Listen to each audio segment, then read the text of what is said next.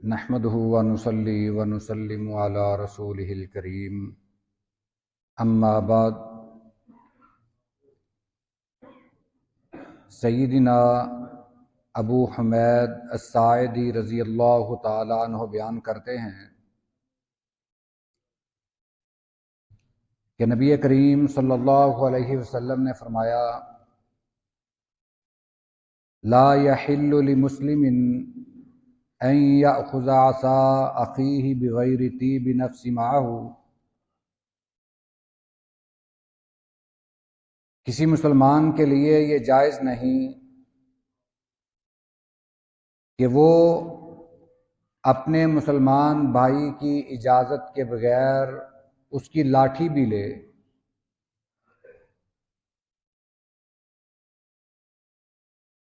ایک روایت کے یہ الفاظ ہیں ذالک لشدۃ ما حرم اللہ من مال المسلم علی المسلم، یہ بغیر اجازت کے کسی کی لاٹھی اٹھانا یہ اسی زمرے میں آتا ہے کہ اللہ نے ایک مسلمان پر دوسرے مسلمان کا مال حرام کر دیا ہے۔ یہ صحیح ابن حبان کی حدیث مبارکہ ہے، اس کی سند صحیح ہے۔ اس میں نبی کریم صلی اللہ علیہ وسلم نے ہمیں یہ تعلیم دی کہ اپنے مسلمان بھائی کی کوئی چیز اس کی اجازت کے بغیر نہ لی جائے۔ کوئی قیمتی چیز یا بڑی چیز تو دور کی بات ہے، اس کی جو چھڑی ہے یا لاٹھی ہے وہ بھی بغیر اجازت کے نہ لی جائے، حالانکہ یہ تو معمولی سی چیز ہے۔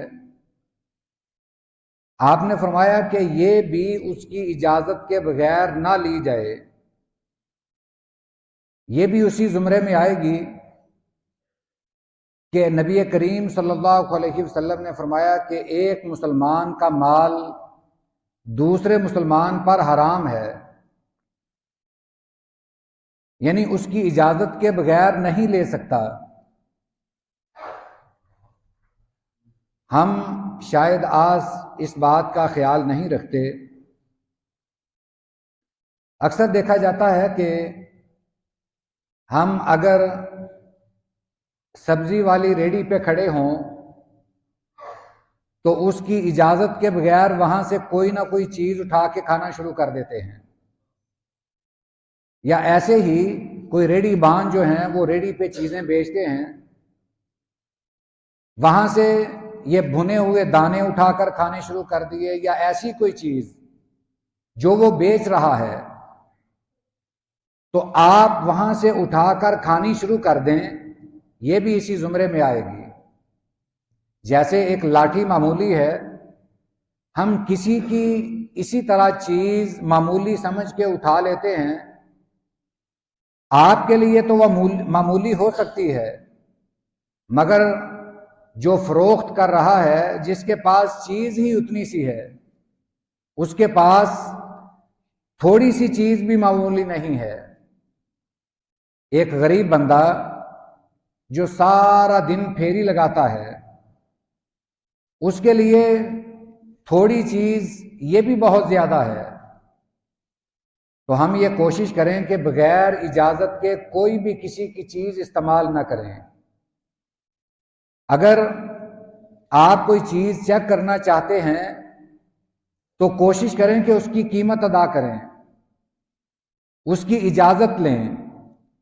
بغیر اجازت کے اگر آپ کسی کی کوئی چیز اٹھا کر کھا لیتے ہیں تو کہیں ایسا نہ ہو کہ قیامت والے دن اس کا ہمیں حساب دینا پڑ جائے۔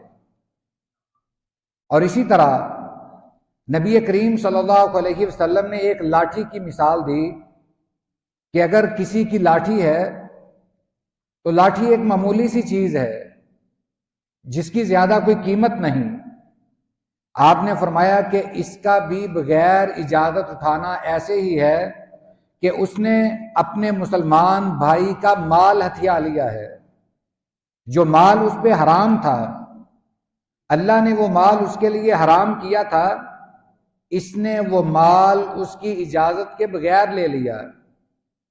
تو اگر اس انداز سے دیکھا جائے تو پتہ نہیں کہ ہم کون کون سی چیزیں بغیر اجازت کے اٹھا لیتے ہیں، کتنی ہی چیزیں بغیر اجازت کے استعمال کر لیتے ہیں۔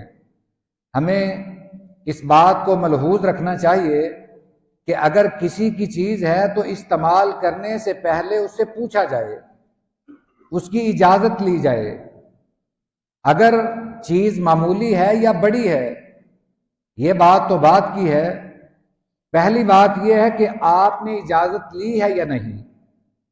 نبی کریم صلی اللہ علیہ وسلم نے فرمایا کہ ایک مسلمان کا دوسرے مسلمان پر مال حرام ہے، تو ہم اس حرام کے مال کو اس طرح استعمال نہ کریں جب تک کہ اسے اپنے لیے حلال نہ کر لیں۔ بنفس ہی کوئی چیز حرام نہیں ہے۔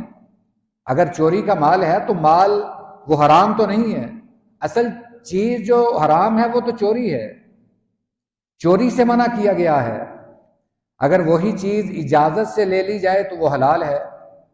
اللہ تعالیٰ سے دعا ہے اللہ ہمیں کسی کا بھی حق مارنے سے محفوظ فرمائے۔ وآخر دعوانا ان الحمد للہ رب العالمین۔